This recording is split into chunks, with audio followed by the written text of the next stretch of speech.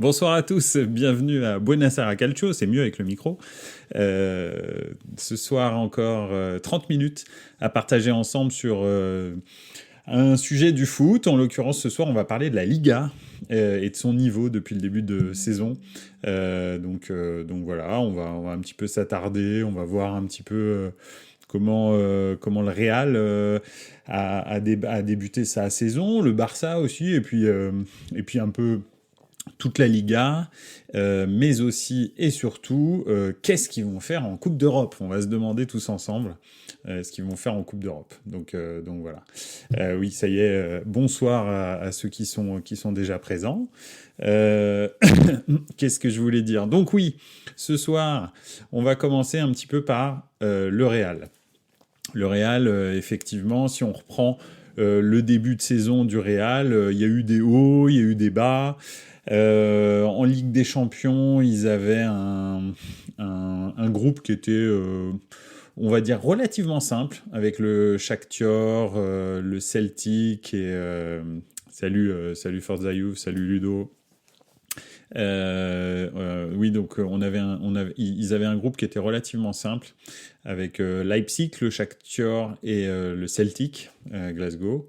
Ils ont fait une prestation plutôt bonne, hein. Ils ont fait 4 victoires sur 6.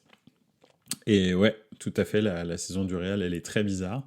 Ils ont fait 4 victoires sur 6, ils ont perdu contre Leipzig, ils ont fait un match nul, d'ailleurs ils ont perdu et ils ont fait match nul contre Leipzig. Donc oui, effectivement, c'est assez bizarre à lire. Alors, il y a eu la blessure de Benzema, hein. Toute la première partie de saison, il n'était pas vraiment là, il a été présent, puis pas présent. Depuis son ballon d'or, je pense qu'il est vraiment comment dirais-je, un petit peu pas hors de forme, j'irai pas jusque là, mais il est, je sais pas, il a pas de continuité depuis le début de saison. Donc ça c'est déjà un problème, hein, d'avoir son meilleur joueur qui n'a pas de continuité. Vinicius en revanche est très très en forme depuis le début de saison.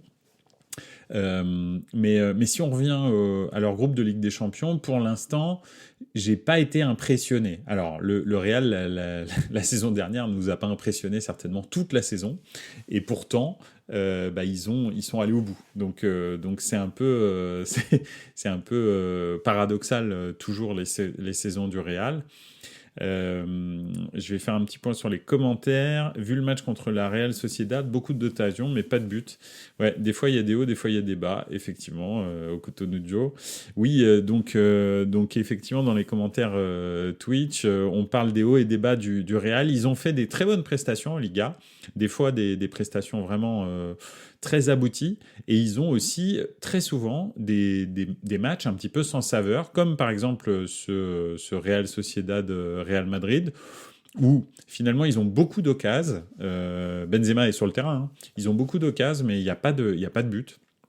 Vinicius a énormément d'occasions, plus encore que Benzema, et il cadre pas. Il redevient un petit peu le Vinicius, qu'on va dire pré-année 2022, parce que c'est vrai qu'en 2022, lors de la campagne de Ligue des Champions, il a été extraordinaire. Rodrigo aussi, ouais, qui est très très fort. Mais d'ailleurs, on va passer un petit peu en revue l'effectif du Real. Comment dire? Déjà, il y a quelque chose qui s'est passé au Real pour la première fois de l'histoire du Real, et ça, c'est pas anodin, comme dirait Chérou de l'Olympique Lyonnais. C'est pas anodin, mais l'effectif du Real est, pour la première fois, a commencé un match sans aucun Espagnol titulaire sur la feuille de match. Donc ça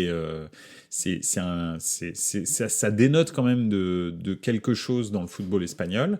D'ailleurs, on l'a vu à l'Euro, enfin pardon, à la Coupe du Monde, mais à l'Euro aussi. Enfin, à l'Euro, ils avaient fait plutôt un bon Euro. À la Coupe du Monde, ils ont été quand même relativement décevants, hein. Énormément de possession de balles, complètement stérile.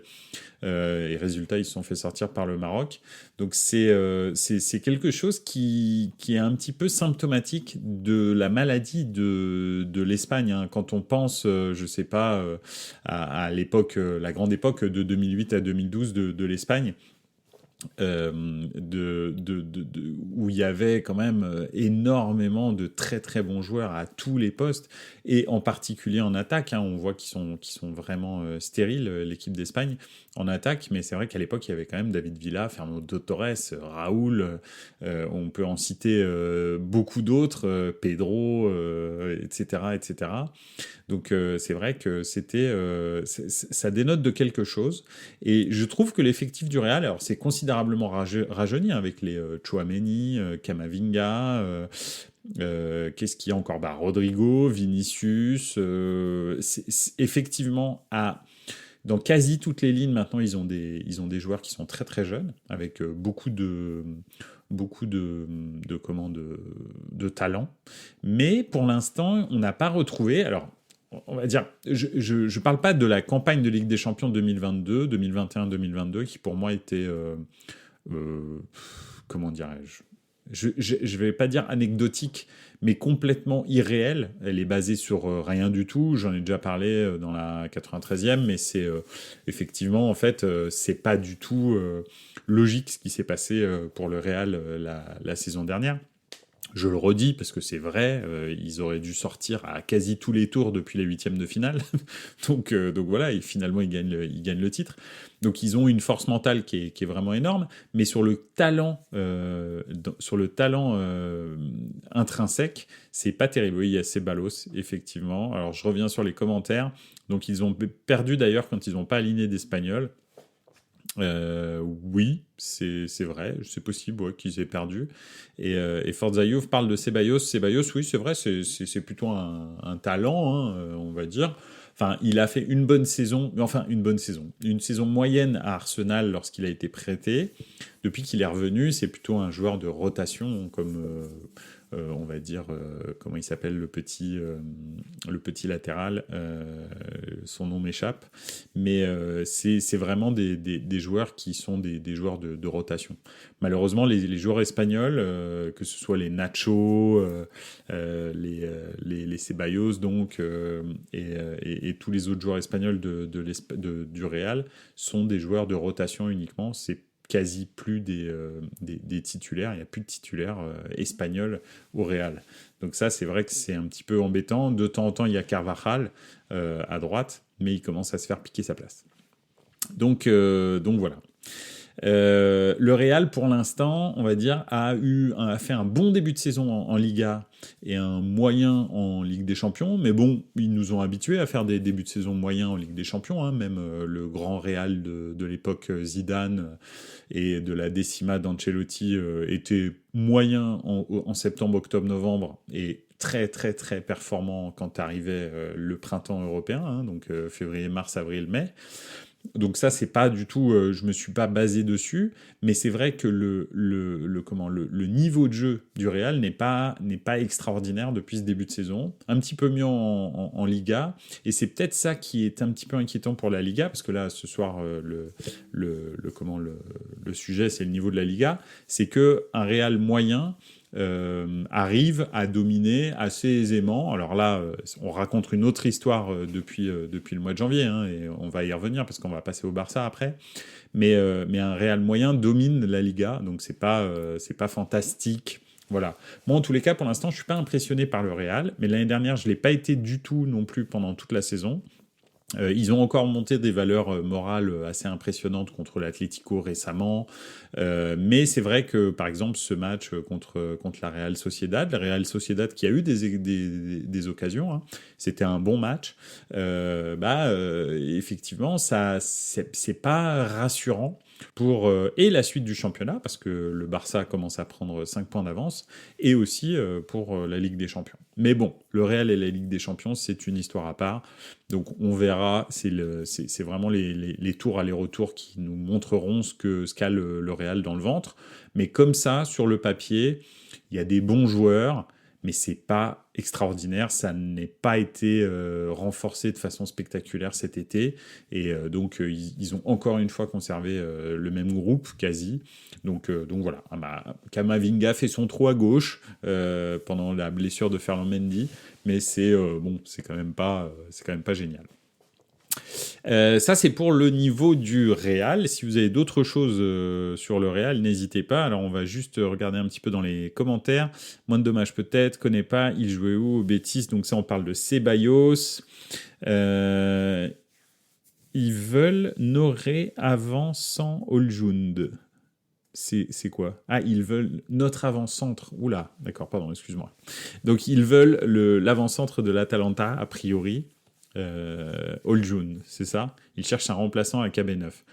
Oui, alors, c'est clair, sans manquer de respect à Oljund de l'Atalanta, il est pas mauvais, mais je sais pas si ça va être... je suis malade, j'écris pas bien.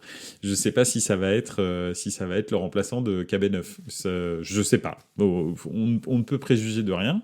Il a un petit peu de talent, hein, c'est vrai, mais c'est pas non plus extraordinaire. Donc bon, quoi qu'il en soit, effectivement, le poste de numéro 9, c'est un vrai problème au Real. Hein. Pour l'instant, ils n'ont pas d'alternative. Alors, ils ont recruté ce joueur 40 millions, là, le petit Brésilien, qu'ils ont acheté 40 ou 50 millions, qui a 17 ans et qui va arriver cet été. Donc, peut-être potentiellement que ça va être lui, le remplaçant de KB9. Puis, il y a toujours Rodrigo. Il y a toujours Vinicius qui sont quand même très très forts. Hein. Ils deviennent vraiment très très forts. Mais en fait, le problème, c'est que je ne vois pas de jeu vraiment collectif lié dès qu'il n'y a pas Modric et Kroos. Et Modric a de plus en plus de mal à être là, à être présent. Et Kroos, je trouve que son influence sur le jeu baisse de plus en plus. Donc voilà, c'est un peu... Oui, effectivement, c'est pas un... Et puis, il y a Joël qui, dans les commentaires, précise que Vinicius, c'est un ailier. Effectivement, c'est pas un numéro 9. Tout à fait.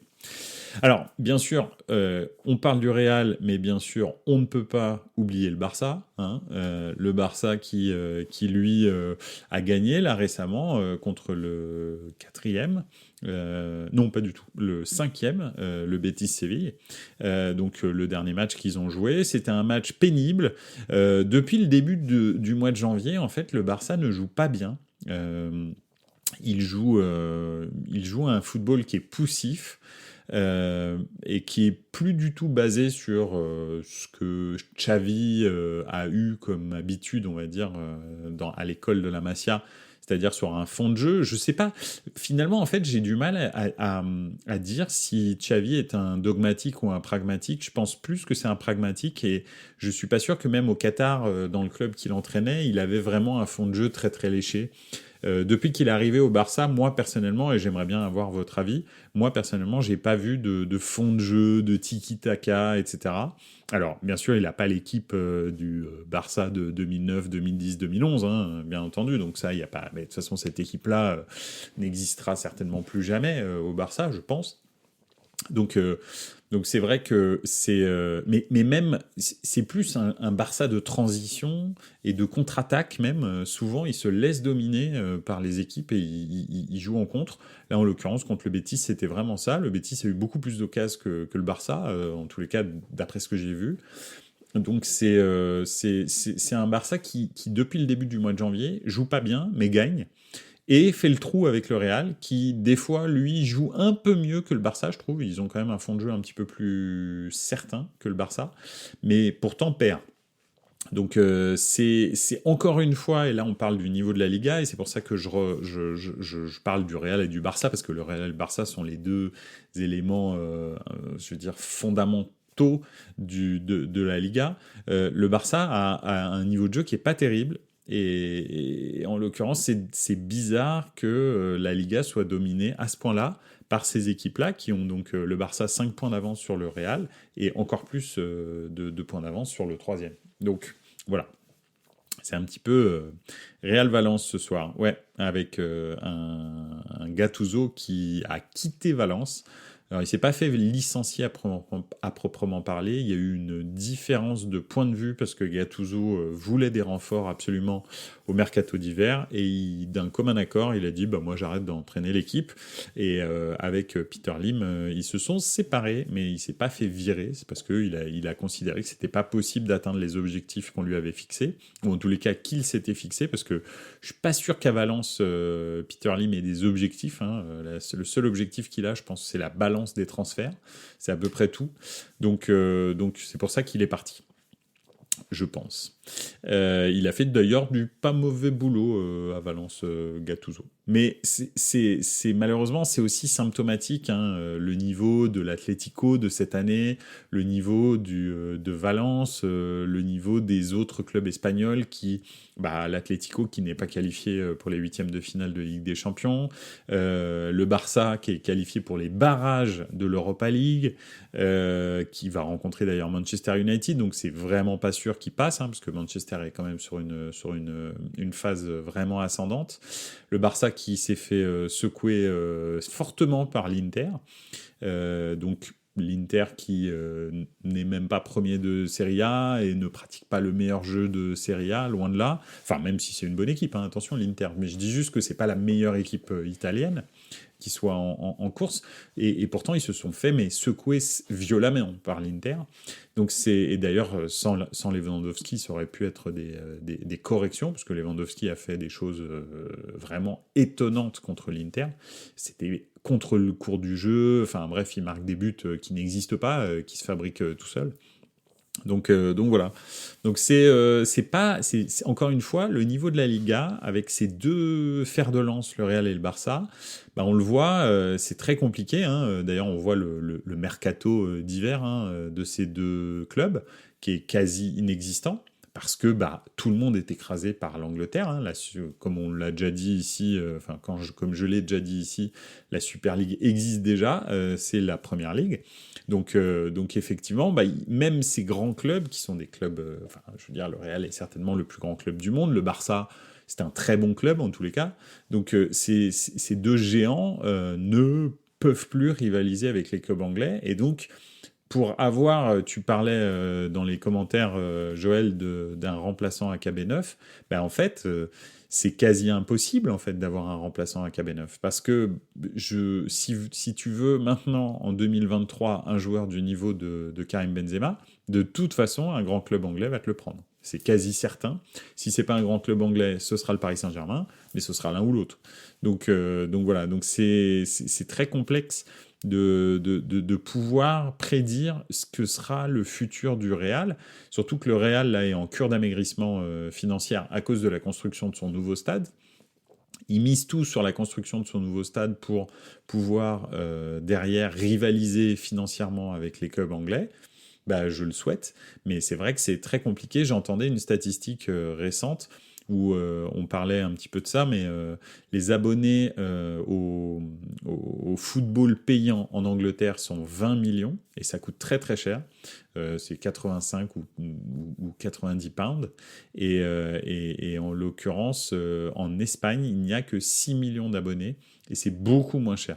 Donc c'est tout simplement parce que l'Espagne, à côté de l'Angleterre, pour l'instant en tous les cas, parce que rien n'est figé dans le temps, mais pour l'instant c'est un pays pauvre. Et donc payer le football payant à la télé, c'est cher, et il y a très peu d'Espagnols qui le font. Vraiment que les vrais aficionados qui le font. Donc, en tous les cas, les niveaux depuis le début de saison du Real et du Barça sont pas extraordinaires. Le Barça est en train de faire un trou, mais un petit peu contre le jeu. Donc, c'est vrai que c'est un petit peu énigmatique. Alors, si on se projette un petit peu et qu'on se demande qu'est-ce qui va se passer en Coupe d'Europe, on a commencé à en parler gentiment. Le Real rencontre Liverpool. Ils ont énormément de chances de rencontrer Liverpool et pas un autre club. Liverpool est dans un marasme terrible. Donc c'est vrai que c'est une belle affiche sur le papier, mais le niveau de jeu du Real, pardon, et alors en face, le niveau de jeu de Liverpool qui est catastrophique, hein. Enfin, je sais pas si vous avez regardé un petit peu les derniers matchs de Liverpool, mais ils ont encore pris une grosse défaite en coupe. Enfin, c'est vraiment catastrophique à tous les niveaux. On dirait qu'il les a cramés. Là, vraiment, on a vraiment l'impression de revivre la même situation qu'à Dortmund à la fin, quand ils gagnent le titre, oui, ou les titres, peut-être qu'ils en ont gagné même deux. Ils vont en finale de Ligue des Champions en 2015, je crois. contre le Real encore. À la fin, en fait, ça se termine où tout le monde est cramé et ils sont quasi relégables à la fin de la saison. Il arrive à sauver Dortmund, donc Jürgen Klopp, et finalement, à la fin, une fois qu'il a réussi à les sauver de la relégation, il démissionne carrément. C'est-à-dire qu'il s'en va. Et je pense qu'on n'est pas loin de ça à Liverpool. Je pense qu'il les a cramés. Le jeu de Jürgen Klopp et de son équipe, parce que c'est pas seulement Jürgen Klopp, mais de son staff, c'est excessivement demandant en termes d'intensité physique. Et je pense que il est probable que le groupe soit complètement à bout. Alors, ils ont essayé de le renouveler. Là, je vois dans les commentaires, c'est vrai que le recrutement de Darwin pour remplacer Sadio Mané, enfin, pour remplacer, pas vraiment numériquement, mais on va dire, ils ont fait un gros investissement sur Darwin et d'un autre côté, il y a Sadio Mané qui est parti. Ça n'a pas été fantastique. Et puis, l'intensité physique qu'ils mettent ne se voit plus, en fait. Il n'y a plus de gegenpressing, etc. Ça n'existe plus. Donc, c'est un peu... voilà. Je sais pas, le Real est pas impressionnant, mais en même temps, ils vont rencontrer une équipe tellement malade que je les vois mal ne pas franchir les huitièmes de finale. Et après, quand le Real commence à sentir l'odeur du sang à partir des quarts, bah, faudra voir. Hein. Tout est possible. Il y a la saison dernière, ils ont rencontré les meilleures équipes d'Europe. À chaque fois, ils étaient outsiders. En tous les cas, c'était pas du tout les favoris. Chaque fois, ils sont menés, surmenés, et puis finalement, ils s'en sortent. Donc, on verra. Je me projette uniquement juste sur le huitième de finale. Je pense pas que le Real ne passe pas Liverpool. Liverpool est trop mal en point pour réussir à sortir une prestation XXL contre le Real. Ça, c'est pour le Real. Après, pour le Barça, là, comme je vous le disais, rencontrer Manchester United en barrage d'Europa League, c'est le mauvais tirage. Parce que Manchester, Ten Hag a des choses à prouver. Gagner une Ligue Europa pour sa première saison, bah déjà, son équipe est totalement capable de le faire. Il n'y a pas grand monde qui vont l'arrêter. Hein. C'est pas la Juve, c'est pas ou le Barça par exemple qui vont l'arrêter. Je pense sincèrement que l'intensité physique de l'équipe de Manchester United, lorsqu'ils vont croiser le Barça, ça va vraiment les perturber parce que c'est encore plus costaud au milieu costaud, je veux dire vraiment physiquement, que l'Inter. Et ce qui avait vraiment bougé le Barça, c'était ça. C'était l'intensité physique qu'avait mis l'Inter. Et je pense que Manchester va leur faire bien plus mal. Et je pense qu'ils ont des joueurs pas forcément de plus haut niveau, mais vraiment de plus haut niveau physique. Alors oui, ils ont Casemiro très clairement au milieu de terrain. Bon, mais moi je peux le comparer tout à fait à Brozovic. Hein. Les gens qui suivent pas le football italien ne comprennent pas à quel point Brozovic est fort. Mais pour moi, Brozovic l'année dernière, c'est certainement le meilleur joueur de Serie A, personnellement. Même si c'est Milan qui est champion, je pense sincèrement que ça doit être Brozovic, même devant Leao. Et c'est vrai que Bruno Fernandes, bah, on peut peu ou prou le comparer à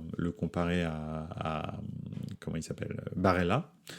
Donc, je pense que ça, c'est pas trop le problème, c'est surtout l'intensité physique. Je pense que Casemiro est beaucoup plus physique que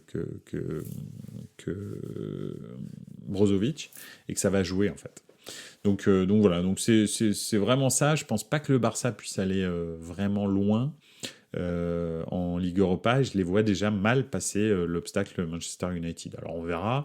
Je sais pas ce que vous en pensez, si vous avez envie de répondre, mais c'est vrai que ça semble mal barré en tous les cas pour le Barça en Coupe d'Europe. Et puis après, les autres clubs espagnols, je sais pas, mais il y a une chose qui est sûre, c'est que le niveau de la Liga, peut-être vous me connaissez pas, vous savez pas que, on va dire que la Liga c'est mon meilleur ennemi personnellement. Mais j'essaye d'être objectif dans mes analyses et c'est vrai que je regarde des matchs de Liga, je le regarde parce que je suis passionné de foot, parce que j'ai envie de savoir de quoi je parle lorsque je parle de tel ou tel club, et surtout des deux gros clubs.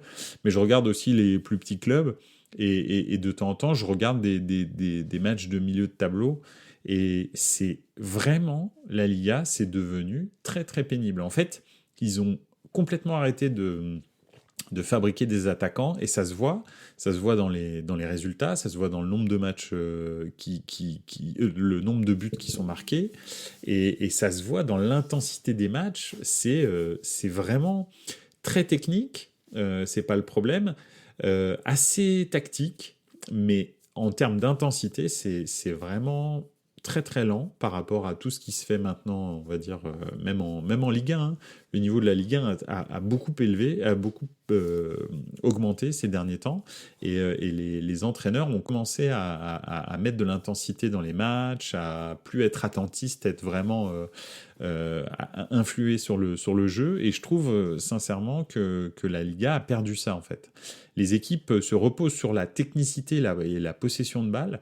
Il y a peu d'équipes qui jouent en transition, il y a peu d'équipes qui essayent vraiment d'être électriques, et en fait, même on a même l'impression qu'ils n'ont même pas les moyens de le faire. Ils n'ont pas du tout les joueurs. Donc, alors une petite question dans le chat, le niveau de la Liga est-il parti avec Messi et Ronaldo? Je pense que Messi et Ronaldo, c'est un symptôme d'un mal qui était bien plus grand. Messi et Ronaldo, ils ont connu, on va dire, l'heure de gloire de la Liga. Hein. Je pense pas que un jour avant et dans le futur, la Liga redomine à ce point-là l'Europe, tout simplement, pas seulement la Coupe d'Europe. Ils dominaient tout le monde, tout le temps. Enfin bref, ils gagnaient tout. Généralement, il y avait deux vainqueurs espagnols, hein, un en Ligue Europa et un en Champions League, quasi pendant 10 ans, plus même. Donc c'était vraiment les années de gloire de la Liga. Messi et Ronaldo sont partis, on va dire, à la fin de cette histoire, mais ils sont partis parce que c'était le vent, en fait, qui tournait, tout simplement. Les clubs espagnols commençaient à ne plus pouvoir rivaliser. Hein. Enfin, Messi, il a subi remontada sur remontada depuis 2015, depuis le dernier titre du Barça. Il a subi remontada sur remontada chaque année jusqu'à ce qu'il parte au Paris Saint-Germain pour que ça se termine exactement pareil. D'ailleurs, hein, soit dit en passant, mais ça c'était pour voilà pour rigoler. Donc voilà. Ça va pas trop de l'avant le jeu espagnol, sauf peut-être pour le Real qui pour moi a un très bon style de jeu avec peu de déchets quand ça joue bien. Oui, c'est vrai quand ça joue bien. Le problème c'est que pour l'instant il n'y a pas de continuité dans le jeu du Real. En revanche, je suis tout à fait d'accord. Certainement le Real est l'équipe en Espagne qui a la façon de jouer la plus contemporaine. Qui s'approche, et d'ailleurs ça s'est vu l'année dernière, hein. C'était une équipe qui était pas du tout dominante, mais qui était ultra clinique devant les cages, et qui surtout maîtrisait l'événement. Donc non, c'est effectivement, je pense, le Real, la meilleure équipe de la Liga. Bizarrement, c'est pas eux qui mènent la Liga, hein, c'est le Barça, mais voilà. Donc, en tous les cas, je vois pas comment, et je pense que la Liga en plus a peut-être même limite plus de problèmes économiques que la Serie A, bizarrement. Nous, on va dire en Serie A, il y a quand même à peu près 6-7 clubs qui sont plus ou moins en bonne santé financière. Alors, c'est pas non plus, ils vont pas dépenser 100 millions à chaque mercato, mais il y a 6-7 gros clubs qui se battent pour toutes les places européennes, et ça tire vers le haut le niveau. Là, en Espagne, il y a quand même les deux qui se battent tout seuls, puis ensuite, derrière, il y en a 2-3, et on a perdu Valence, malheureusement, donc il y a l'Atlético, le Betis, ces deux, trois dernières années qui vient essayer de lutter pour les 4 premières places, et la 5e place. Et puis la Real aussi, pareil, l'année dernière, hein, qui avait fait un bon championnat, qui lutte un peu pour les places européennes. Mais c'est tout, en fait. Ce qui fait que c'est assez pauvre. En fait, il y a 3 équipes qui luttent un peu pour les places européennes, et puis 2 autres équipes qui luttent pour le titre. Mais il n'y a pas de... le niveau n'est pas agrégé. On va dire que si vous prenez le classement du championnat d'Italie, je prends le championnat d'Italie, mais on pourrait prendre aussi le championnat de France. Mais le championnat d'Italie, bah, vous avez 4 équipes, je crois, ou 3 équipes à 38 points, une équipe à 37 points, une équipe à 36 points, et ok, le Napoli qui est tout seul, mais cette année c'est un peu particulier. Mais sinon, toutes les autres, on va dire, le gruppetto derrière le Napoli, ils se tiennent tous en un point ou deux, quoi. Et ça, ça motive un petit peu tout le monde à se bouger et à trouver des solutions.